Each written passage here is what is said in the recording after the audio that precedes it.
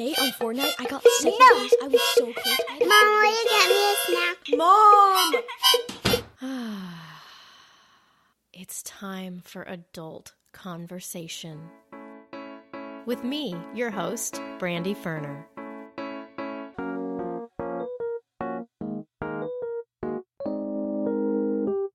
Hello, and welcome to part 2 of my conversation with my good friend Jessica and fellow childbirth educator.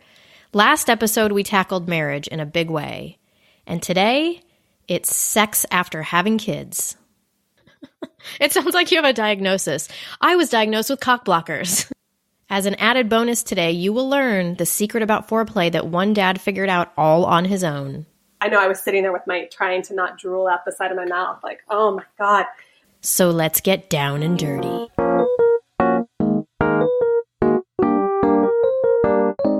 A topic that we have to tackle is sex. Yeah.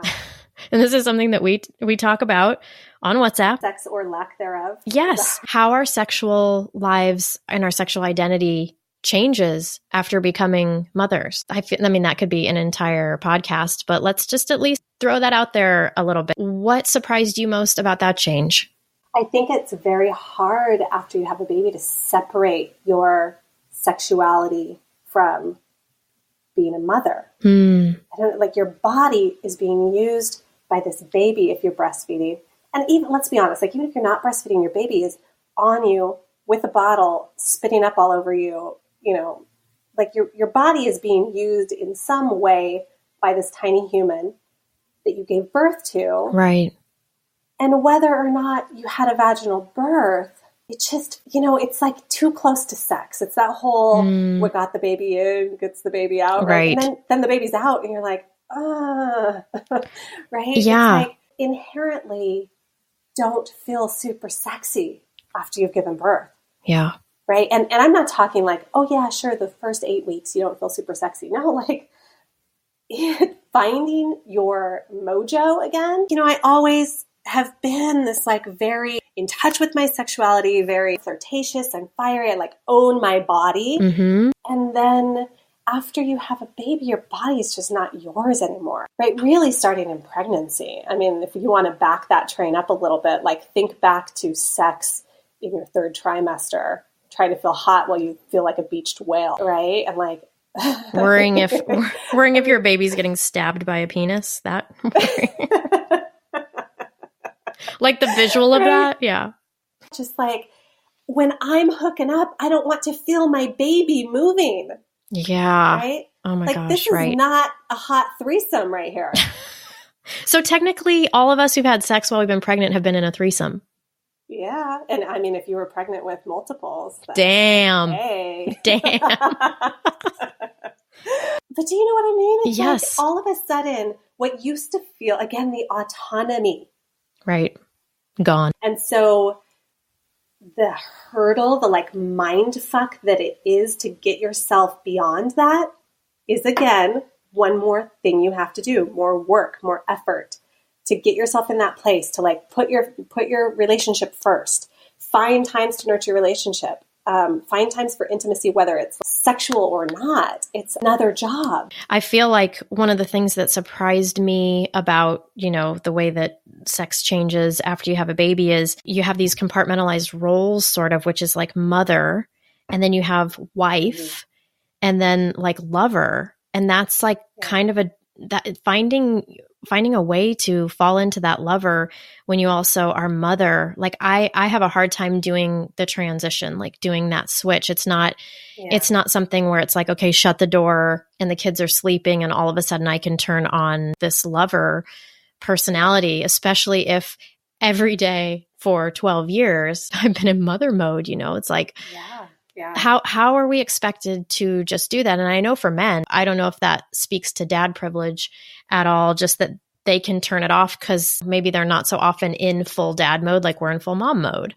So, and also I think, you know, they're men, they have dicks, they have their needs and whatnot. So I think that probably makes it easier for them to flip that on. But I mean, I remember, gosh, with my first, it took us months to get back on the bandwagon. And finally, when we did, I did it because I was like, it's been so long that we have to do this so that I don't feel bad about this anymore. Mm-hmm. And it was like, it didn't feel great. It wasn't at all what it was before. And we've built up since then, but it's a whole different thing. But then even to like, I remember one of our first times we were having sex after my son was born. Again, it was months, but there's a baby monitor next to us. Yes. And so, yeah. And I remember one time he woke up in the middle of it and I went from lover to immediately nursing him back to sleep. Yes. Yes. That's a little strange to wrap your head around. Yeah. So I think that piece of those identities and feeling like it's like too abrupt to make that change. I mean,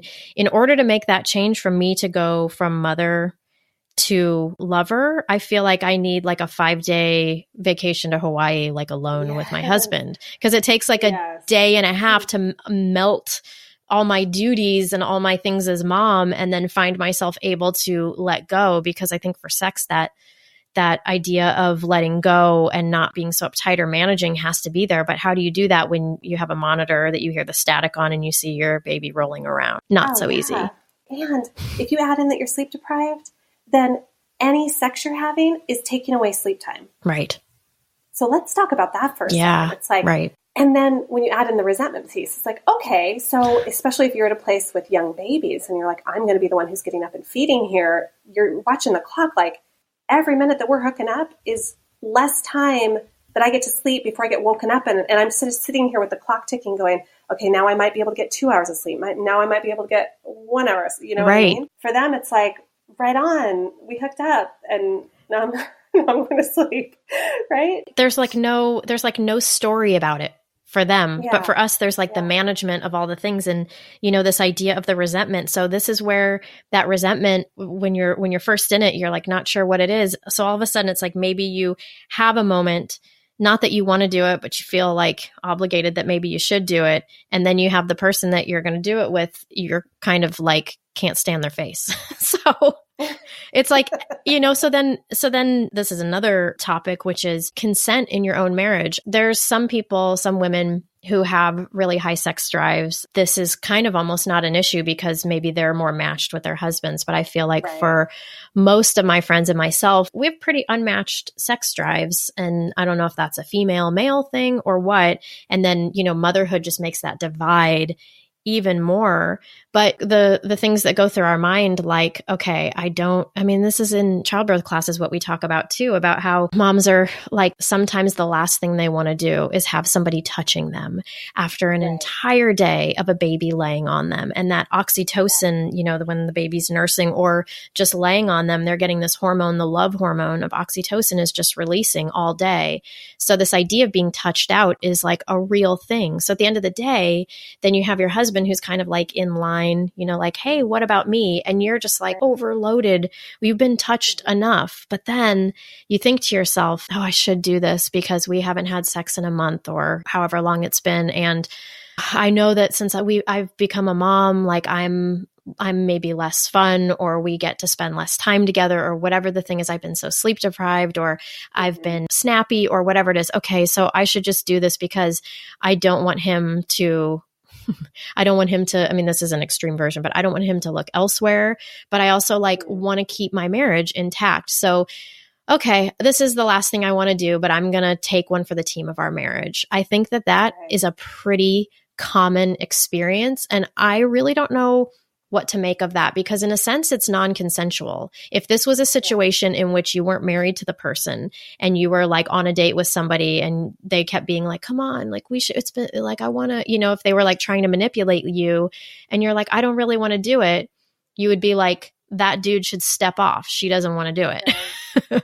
But in your marriage, it's like, well, I do have to keep my marriage going. And there's so many things we aren't connecting on, because our lives are so different now, or we don't get time to even have a conversation, that I guess I should throw him a bone, so to speak. And then that feels like, what am I doing? But also, I need to do this. That's another one of these things that's just so conflicting. It's so tricky, because I think what it comes back down to for me, and I think it is for a lot of people, is it's one more place of this desire for what used to be, right? Yeah. Like who I used to be as a woman. Like I want to want it. I want to connect with my husband. Right. Right? Like intimacy is a huge part of our relationship. And when too much time goes by, you can feel there's more tension. Things are just easier when we're all having orgasms. Right. Right.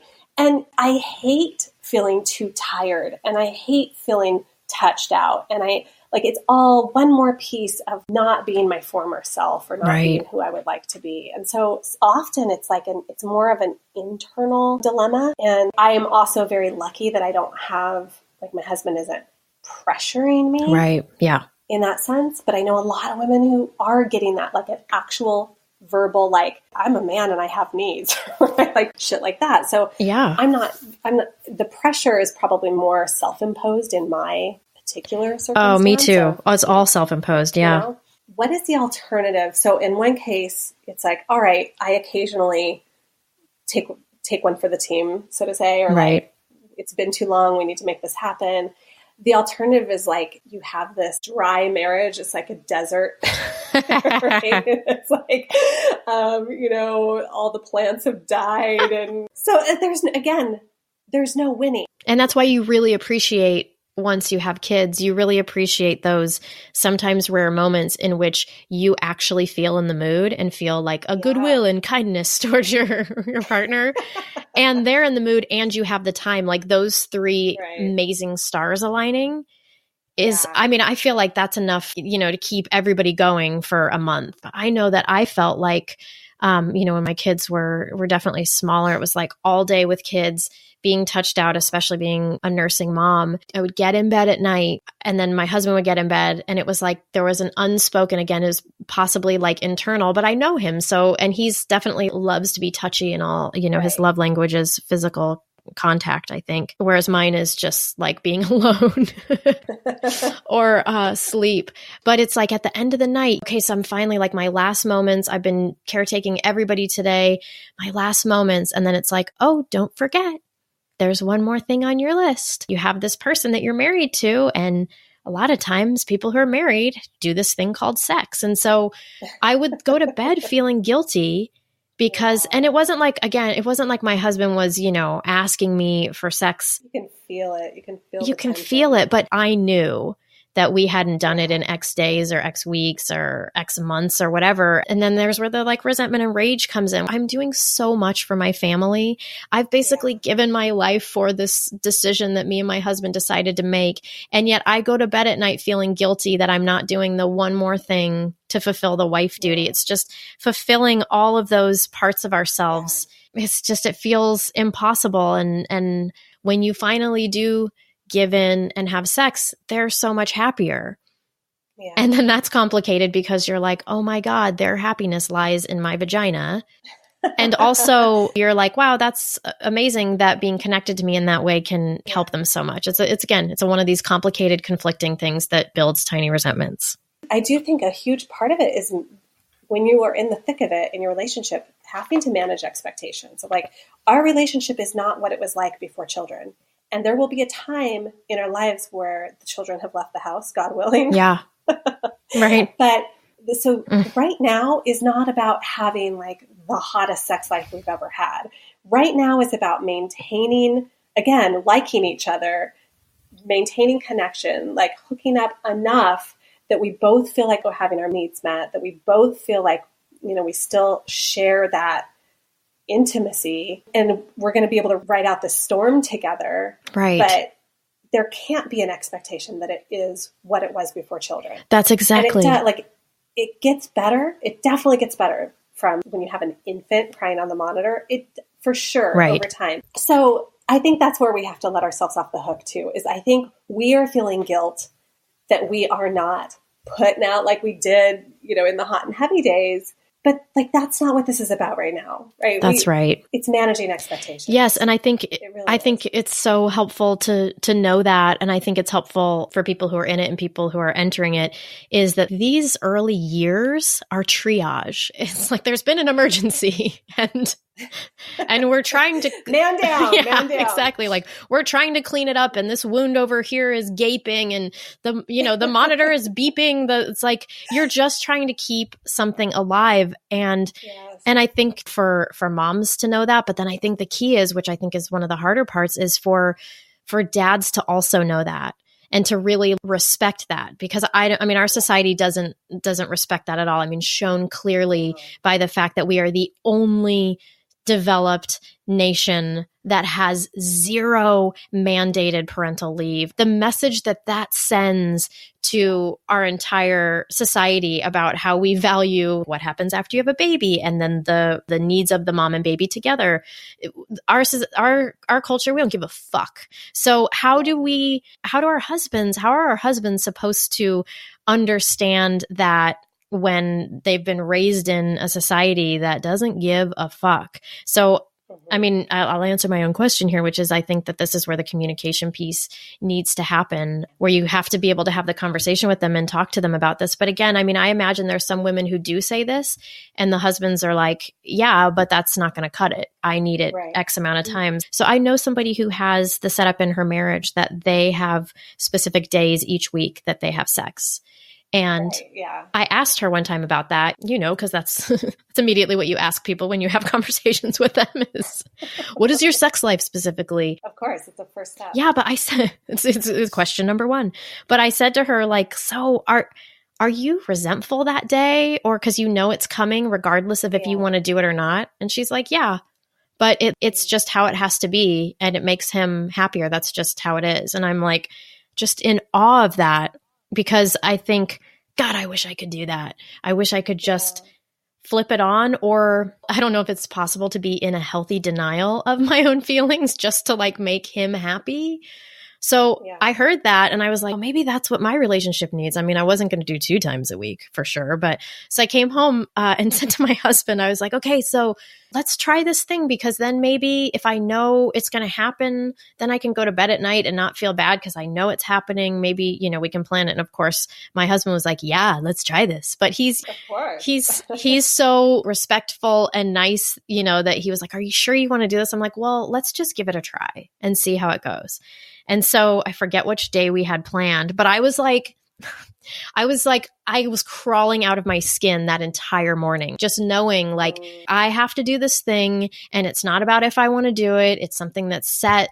And I told him, I was just like, I'm so sorry, but we didn't even last one time because I can't do this. Yeah. It doesn't feel authentic to me. And he was like, yeah, and I don't want to have sex with a person who doesn't want to have sex with me. So like, Now, here's where I think it can work for a couple. If you are the type of person, and I fall into this category of, it's not that I have a low sex drive, it's that I have children.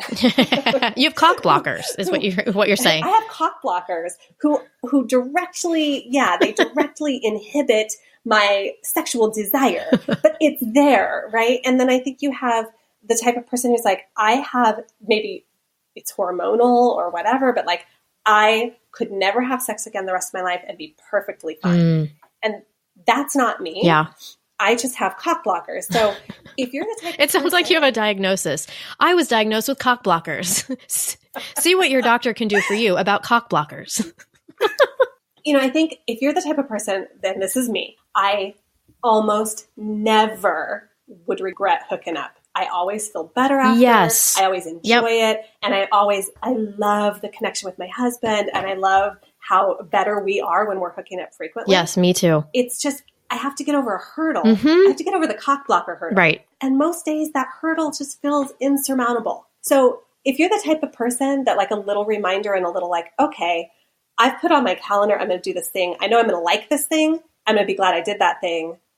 Then I think it might work for you. Right. But if you're the type of person who doesn't want to have sex and is going to feel resentful and feels like they're only doing it to save their marriage, that's clearly a non-consensual, unhealthy thing to throw on your outlook. Yeah, that's such a good point. I know once I'm in it and afterwards, I'm like so glad I did it. There's a handful of ways that this can happen. And I would imagine that for, different people, you have different things that are sort of like your foreplay. But I'm not kidding when I say that cleaning and helping with the kids is foreplay.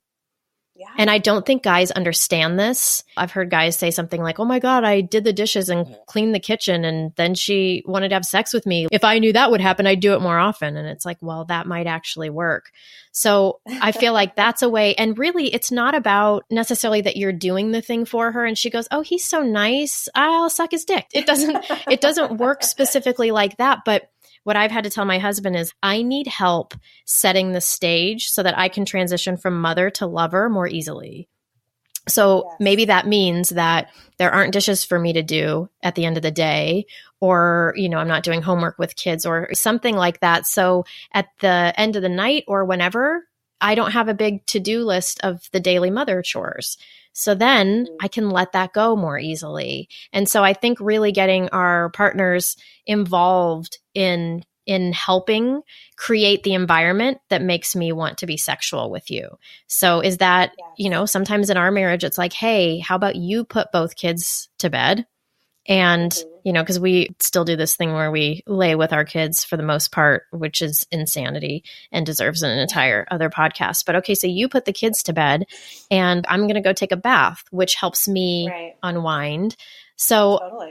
I think that that's one way that, again, it's this communication pieces and it's having to figure out for yourself what you really need. And in some cases, maybe there are partners who already know this about you, who know the thing that puts you in the mood and then will exploit that thing, without you having to ask and tell them. And so I think that probably could exist too. This is making me think of this dad I had in a class I taught.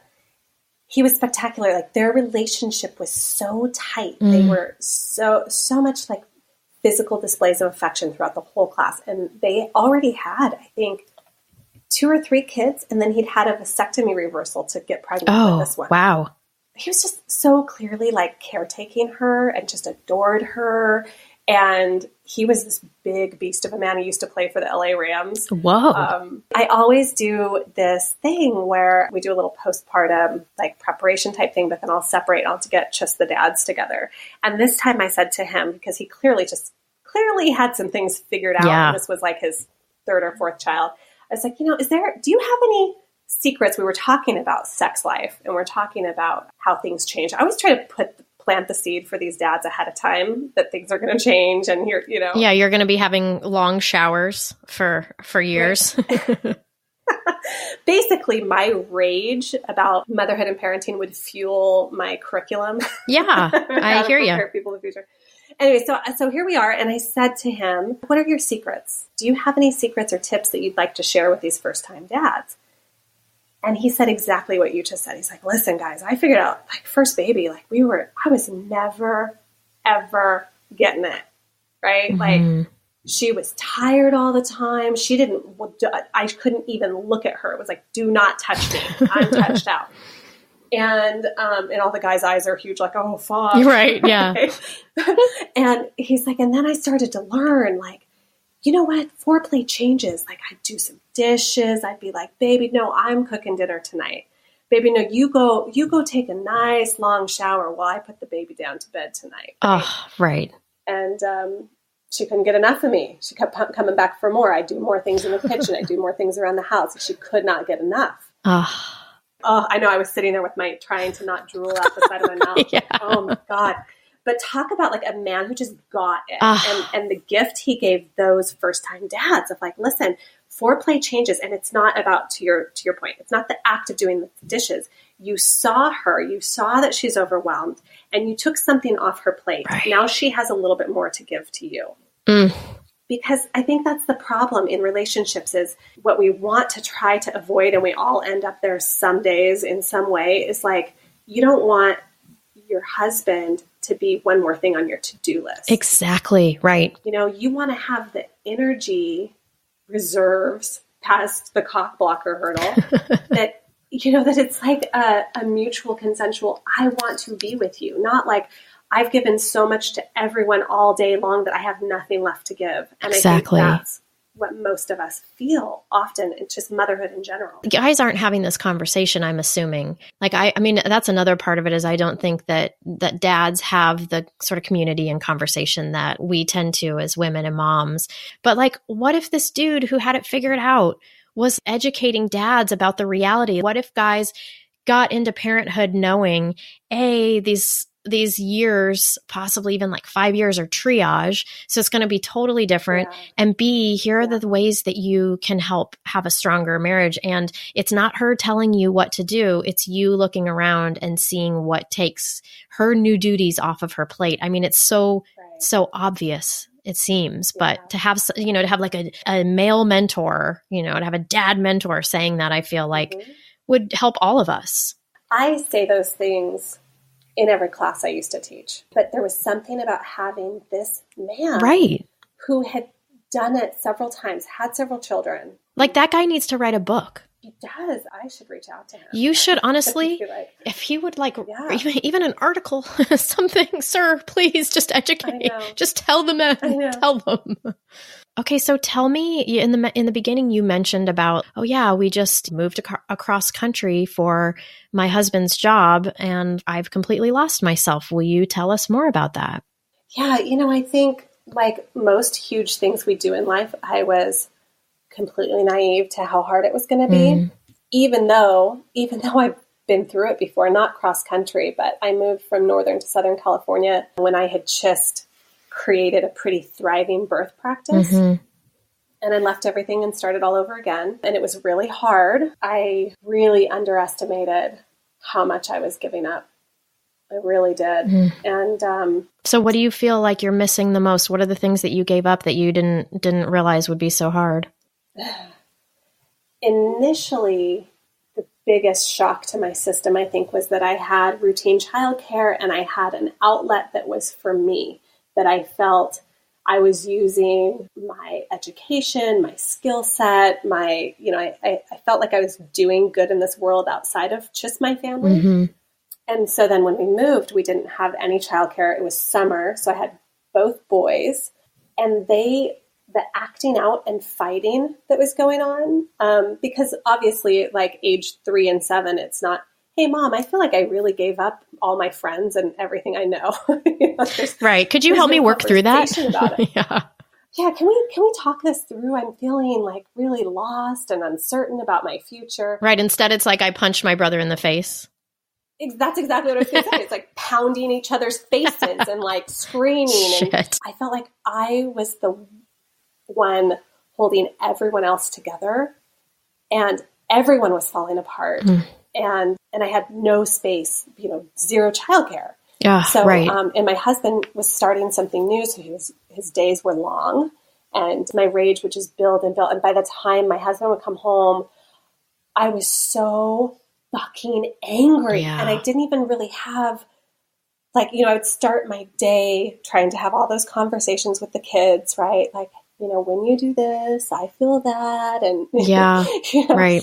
And by the time I was just screaming by the end of the day, like they weren't listening. It was just awful. It was like, I was not the type of parent I want to be. It was awful.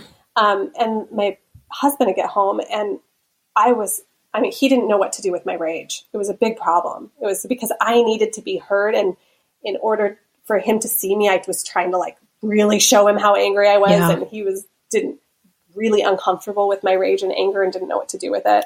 I wanted him to see how much I'd given up. Okay. And again, I think it kind of comes back to that same thing of the husband representing how much sleep you didn't get or the run you didn't get or whatever. Right. Like it was consensual, Right. He would never have taken the job if I always had the option to say, I'm not willing to do this. Right. It was consensual. Like I really felt like this was the best move for our family, for our relationship, and for my health and for me on personal levels. Sure. But it all happened very fast too, by the way. So from the time he was given the job offer until we left California was like a month. Right. Yeah. That was like a whirlwind. Yeah. So there wasn't a lot of closure. There were so many close friends I didn't get to see or say goodbye to.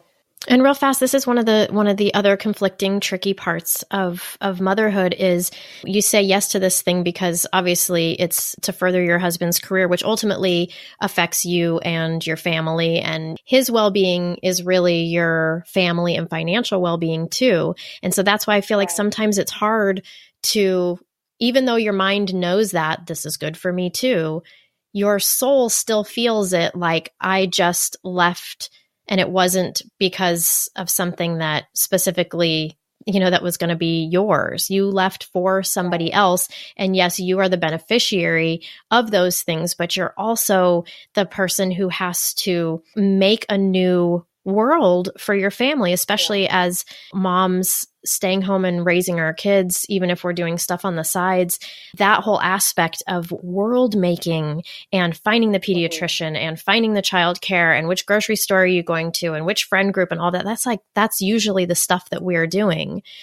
So that's a lot to take on. But the complicated nature of, well, yeah, but this was better for us financially or whatever. It's like, yeah, my mind knows that, but my heart still feels the hardship. Definitely. So then when you were raging and you said he came home from work, so then how did that blow up, or how did you guys communicate that? Some really honest, like, I'm fucking angry and I need you to see it. I need you to hold it for me. I need you to help me make it better. The hard part was I wasn't even sure what would make it better. Right. Oh my gosh. You know? Oh, yes. That's the hard part, is like, he couldn't fix it. Like, how do you fix that? You don't, right? It's not something that can be like, oh, okay, we do this thing and you no longer feel rage, right? So it really had to be having those conversations. You and I had a lot of conversations during this time of peeling back the layer of the onion and like, okay, where is this rage coming from? What's one small thing that could help, right? I mean, that's so many of our conversations are like that. And I think the first thing that started to make things better was finding a preschool for Nick, finding daycare that I wasn't necessarily going to find at that moment. And it really was encouragement from you, honestly, to like carve out some amount of time for myself every day, or a couple times a week is basically what it was. A little bit of time, the smallest amount of time, to just breathe, to just have a space to breathe where children were not yelling around me for a small amount of time. Gosh, you said something that just so resonates with me when you said, and I didn't even know what could be done. I remember the conversations with my husband that first time around when I was like, hey, by the way, I'm like super resentful and like, we need to talk about this because I don't want to be this way. I remember that we were like, it feels like you're grasping at straws because you're like, oh, maybe I need to get a babysitter more often. Okay, I'll do that. But maybe I need to get a job. I mean, maybe I need to get a part-time job. Maybe we need like meal delivery service, or, you know, all these different things from a scale of privileged to not privileged that you try to do. And it's all sort of like a Band-Aid in a way, I feel like, to get through the triage, because I feel like once kids get older, the needs aren't so intense and constant, then you can breathe a little bit. But in that time, you're just looking to stop the bleeding. And if you don't know the root, you just have to put something over it. But I think that that's inherently a frustrating place to be, especially for men who want to be able to fix something, who want to know what the thing to fix. And then it puts us in a hard spot because then we're trying all the things. Well, no, I'm going to try this. No, I'm going to try this. And some of it we have to ask for their help or permission to try. And then when that doesn't fix it, it's like, what the fuck is wrong? Is it me? Is it, why are all the things I'm doing, like, nothing is working? And then we feel like, oh my God, is it just motherhood? Am I just not made for this? Is this just going to like undo me? There's a whole rabbit hole there that we can go down, but I appreciate you putting words to that very real sentiment of, I don't even know what it is that I need, because the answer is probably something like, I need like a 3-month break from motherhood, which is not possible. Exactly. Like, what it would actually take to heal the situation is impossible and unavailable. Right. I think things get better slowly and imperceptibly sometimes. And what heals it or what fixes it or what makes it better is not any one thing. It's like, I think there always seems to be this critical mass. Like, our patient is bleeding out. She's bleeding out. Yes. She needs help. Right. And then it's like, we really try to put these Band-Aids over an artery, but there's still blood spurting out of there. It's a lot of little things that take the edge off. And some days are better than others. But I think it's acknowledging that you're bleeding out. Yes.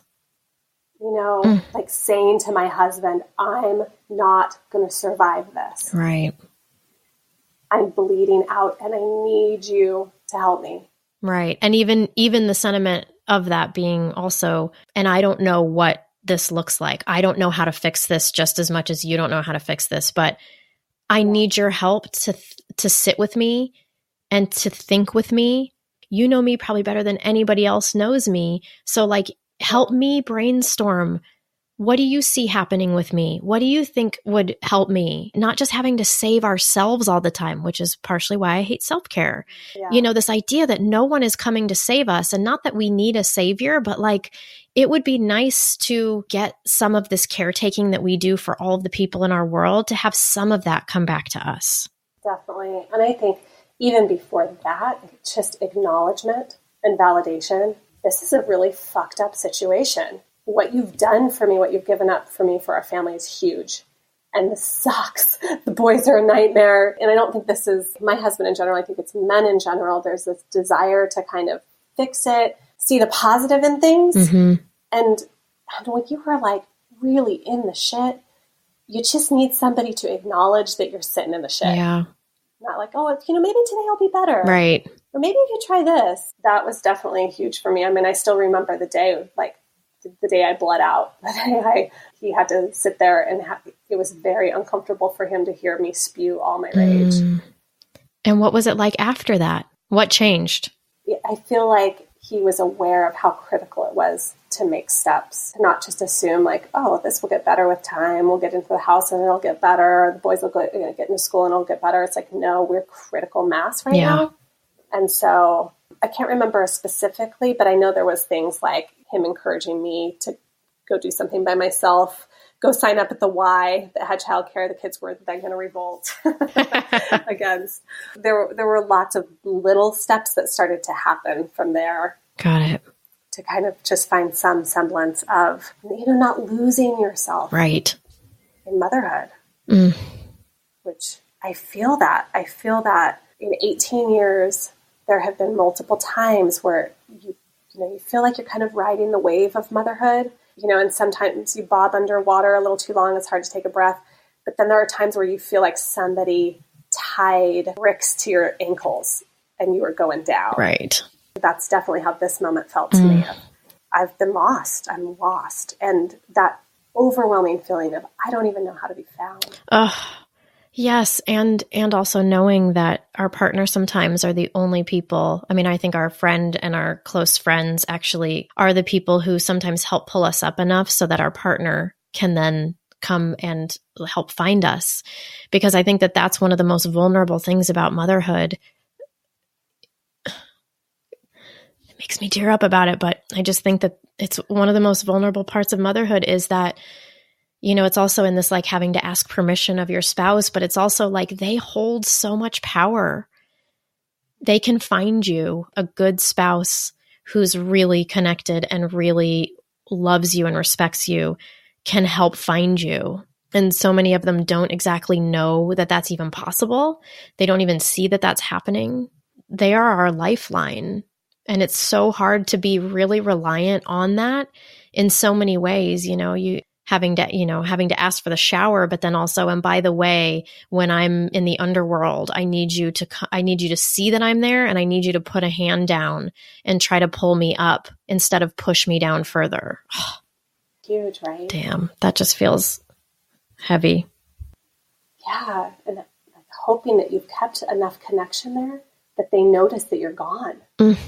Damn, dude. Because it's true. Like, if that's kept alive there, you don't have to go as deep down into the underworld before they realize you're missing and start trying to help you out of it. Man, just even that question is like, what if they don't notice that you're missing? Fuck.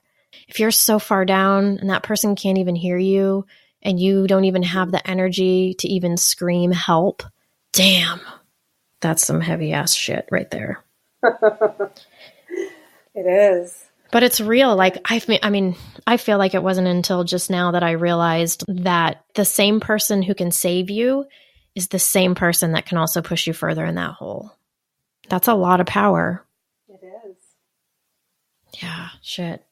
So, you've been at this parenting thing longer than I have. You've been at it 18 years. If you could give anybody any sort of advice, something that's helped you get through that we haven't talked about today, is there anything in closing that you would add to this? I think what's really important, or at least it has been for me, is to not lose myself in motherhood. When I talked about, that feeling of there being times over the last 18 years where I felt like I'm sinking in it, it's been so important to me to not lose who I am in this world outside of motherhood. I feel that, motherhood is a part of who I am. Being a mother is part of who I am, but it's not all of who I am. And in order to do that, it's been so important for me to have lifelines, to have friendships like ours that I know, if I am hitting rock bottom, I know you're there for me. Right. And to put in the effort with my relationship with my husband so that he still recognizes me and knows when I've dropped into that dark place. They can come for me. Here's one little small tip that I like to do for myself is, before I became a mother, what were a few things in life that brought me joy, just pure joy, that don't have to do with my kids, and still find some small way to integrate that into my life. So, I love to read, and it's really hard to read. Yes. So it starts really small. When they're little, it's infinitely small. Oh my gosh, it's the shower, right? It's the shower. Yeah, there's no hobbies. Right. It's a shower. And then as they get older, we just had this conversation. I just took back up snowboarding. It's been 22 years. Real fast that we've deemed your midlife crisis. Yeah, it's my midlife crisis lessons on Fridays. No, but it's awesome. And that's the piece that I want. Just don't lose yourself. Don't lose yourself. You're still in there. On the hardest of days, what's the smallest of things you need to feel alive? Is it a shower? Maybe a little mascara? Yeah, right. What is it? And we just keep putting one foot in front of the other and hoping, we make it out. Man, Jessica, thank you so much for your vulnerability always, but your vulnerability here, and for spending your child-free time, which is gold, we all know. I'm so grateful for you as a friend, and I'm so grateful for you for your time and insight here today. So thank you so much. You're welcome. Likewise, I'm really happy to be able to have done this with you.